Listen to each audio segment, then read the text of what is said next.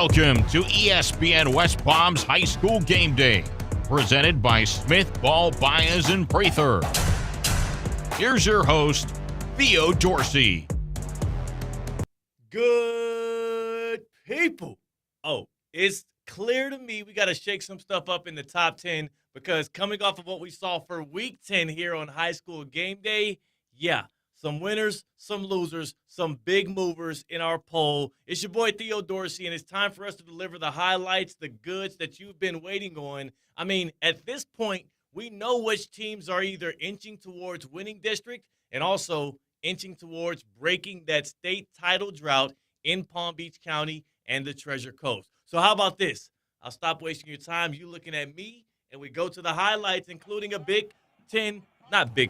top 10 battle in Delray Beach. A few of these players probably playing in the Big Ten on Saturday sometime soon. Number 9 Benjamin versus number 1 Atlantic, and the Bucks. They made this a tough challenge for Atlantic tonight. The defense making plays all throughout the game, including that one right there. Another Cosby Mosley. Where do they make these dudes? And look at that touchdown. A toe tapper from the top 63 wide receiver, Lincoln Graft, to touchdown Teddy. Another score for the big fella. Atlantic wins this one, though, 21-14, as Teddy Hoffman and the Eagles continue to soar.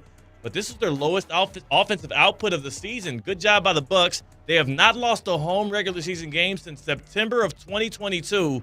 A tough battle next week against number 3 West Boca. But Coach Jamel Murray, he's happy to have battles like tonight. We needed a game like this, and we knew it was going to be one of these games. It's good to have him. Benjamin's a good program. Coach K is doing a good job over there. But a tough battle, hard-nosed, full-quarter game is what we need to see. And just coming out on the right end is what we wanted. The Bell Glade, 7-0 Glade Central. 7-0 Glade Central, hosting 7-1 Kings Academy. I said it twice just so you know I didn't mistakenly say it. And here it is, Taj Barnes looking for the end zone, finding Matt McPherson for the Lions, though. An interception. Glades led 14-3 at this point, though. And after a 3-and-out, Taj going to redeem himself, marching that ball back into position, and is going to get a field goal kick in here to put 3 more on the board. Glades Central up 17-3. Kings Academy would get another score after this field goal, though. They come within 3 points, 17-14. And it would come down to the stretch, but the Raiders' defense at home in the fourth quarter was stout. Check it out right here. The tackling on the quick pass. I mean, he might have got a flag for the celebration, but he got a stop for the Raiders. That would continue as Glade Central, they do the unthinkable. They win this thing 17-14, upsetting number 7 Kings Academy, moving on to 8-0, their first 8-win season since 2018. And in Coach Omar's debut season, which has come with lots of wins but no ranking in our top 10 list, he says, hey, fellas, no sweat.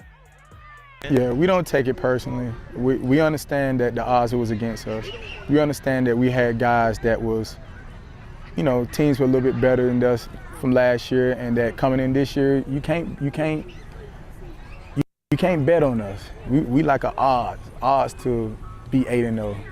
But if you're a betting man, you're collecting right now. Staying in our top 10, how's about we go to Vero Beach? The Citrus Bowl, the number 6 Vero Beach Fighting Indians hosting Treasure Coast. Big rivalry game. Last year, these two saw each other twice, once in the regular season and playoffs, both in favor of TC.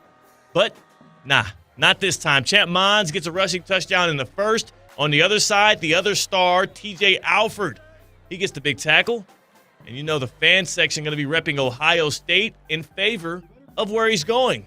See if the Buckeyes can bounce back from that loss a couple of weeks ago. Mons finding Jarvis Jacobs to end the first half right here. Vero Beach, they would pour it on against their rivals right here. They dominate. They win this thing huge in the second half, specifically 34-7, the victory for the Fighting Indians. Wellington at number 4, Palm Beach Central. You know what that means. Welly Cup. The Welly Cup on the line. And, Palm Beach Central wants to keep this thing at home, the number 4 team in the area. And interceptions like that, that helps you seal the deal. Palm Beach Central rolls in this one, 50-6. We got to go back and check the history books and see if that's one of the biggest margins in this game that we've seen. That's 10 straight Wellie Cup victories for the Broncos, and they win a district championship if Palm Beach Lakes loses. So we'll see about that. They'll now be headed back to the postseason and hosting a first-round game because Palm Beach Lakes did lose, apparently. And we're looking at that right here. I was actually at this game. Palm Beach Lakes at Jupiter. I should have known that the Rams did go down. Lakes not necessarily on top here. Cowboy Joe, who you were looking at there, the offensive lineman, Joe DeSantis, he was their only top 63 player this year. The offensive lineman actually had a touchdown. We're not going to show it now. We'll show it later, so stick around. He got that touchdown on senior night, and I'm talking about him during, his running back Christopher Van Horn's touchdown that you're watching, because Van Horn had not one, not two, but 3 first-quarter touchdowns. Here's the second one right up the gap. The line was blocking so well. Reigning Coach of the Year, Jason Cradman, told me before the season the strength of this team was in the trenches on both sides. He might tell a joke. He ain't tell a lie. We see it every single Friday night. Palm Beach Lakes, that defensive front, getting in the backfield, getting a big stop right here. They win this. Jupiter wins this over Palm Beach Lakes 46-zip. And I told you not once, not twice, but thrice. Here's the third touchdown for him. Jupiter wins 46-zip. They move on to 7-1. That's back-to-back 7-win seasons. They are 2 wins away from another district crown. Cradman got them going out there. Now it's time to look at the top 10 poll, and we're looking at the scores from the teams that played. Cardinal Newman on the bye. They're the lone team in the top 5 that's still undefeated. Atlantic, of course, gets the win over Benjamin. West Boca keeps rolling. The Broncos are good. But here it is. Some decisions to be made in the lower 6 between Kings Academy falling to Central and Benjamin dropping to Atlantic. I'm curious to see how the voters change stuff up. Glade Central, undefeated. Do they bounce up in there somewhere? I mean, can Benjamin literally get bounced out of the top 10, even though the Bucks keep it close with so many of the top teams in the area? I don't know. It's not my call. But we'll have to find out on Monday when we release the next top 10 polls. Just know there's going to be some changes, and plenty of them. Now it's time for the 2-minute drill, taking it around town. Northeast versus Dr. Joaquin Garcia, and the Bulldogs win this one 35-14. Once again, protecting the Smurf turf. Joaquin Garcia, Thursday night victory. They're 1 win away from a district title in year number 2. Boca Raton at Spanish River, the battle for Boca. All Bobcats in this one. They're now 14-0 against their crosstown rival, and they got them doing the Surrender Cobra mid-highlight. Boca 1 win away from the district title. West Boca at Palm Beach Gardens. You know the man. Javian Mallory, big boy run, stiff arming you into the end zone. Yeah, West Boca wins huge, 48-zip on the road, and they're going to stay atop their district. Javian Mallory had a Miami sticker on his helmet. Interesting. Inlet Grove at Jupiter Christian, and this was all Hurricanes on a Thursday night. I mean, look at that. That's a big-time tutty. 36-zip Inlet Grove win, or 36-12 Inlet Grove wins this one. The Eagles falling at home. Now it's time for your plays of the week. Make sure you follow us on Instagram at ESPN West Palm, on Twitter at ESPN Top 63, but also follow along as I take you on this journey that is your nominations for play of the week. Let's start at Jupiter. Senior night for Joe DeSantis. You see his face right here. Now watch him as the right tackle. He's blocking. Pass completion, a hook and ladder. And the big man touchdown for the Warriors. Joe DeSantis, have a day on senior day, on homecoming. You deserve to row the boat. It was worth the flag. Jupiter got the win. And the big fella, the top 63 nominee, he gets a touchdown. His last home game as a Warrior, unless they get a home game in the postseason. How about option number 2? Vero Beach. Yeah, that's right. The Fighting Indians and Champ Mons is going to find Jarvis Jacobs, and Jarvis Jacobs gets both feet in bounds. That would have counted on Sundays, let alone Fridays.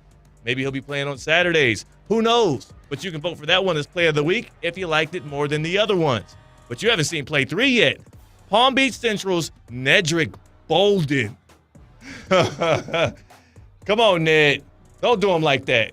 I mean, that's just getting the ball at the apex right there. Nedrick Bolden mossing the defender, see it one more time. That's option number 3 for the plays of the week. And option 4, they call him Touchdown Teddy for a reason. It's because he always finds, well, the pylon. Teddy Hoffman from Lincoln Graft for the Atlantic Eagles, toe tapping his way for 6. That's option number 4. Make sure you, again, jump online on Twitter at ESPN Top 63, on Instagram at ESPN West Palm. Those are your places to vote. It ain't complicated. It ain't complicated. It's simple. That's why we do that for y'all, good people. Okay, so that was a great week 10. We still have a week 11 as teams try to clinch district titles, maybe win big rivalry games. And I'm glad we kind of transitioned into rivalry games because you know where the next high school game day game of the week is going to be, presented by HSS Florida.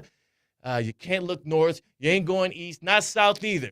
We're taking it out west to the muck, to Belle Glade. Glade Central hosting none other than Pahokee. The Muck Bowl. That's where CCAT and the coach Jimmy Bell will be for the call on ESPN 106.3, and so will our cameras. The Muck Bowl, juicier than it's been in some time. I'm excited that this is right back in its natural spot as the game of the week. You heard it here first. Can't wait to see you there. Okay, running out of breath, running out of energy. A great week 10. Thank you so much to all of those involved, all the people that shot our highlights, Brian Rowitz, Kate Chumslin for handling stuff here in the studio, as well as the fans, the football players, the coaches, everybody involved, and also those guys in the stripes for not screwing it up like they did on Prime TV on Thursday Night Football. We had some good officiating tonight. Gotta love that. Until week 11, we'll see you next week on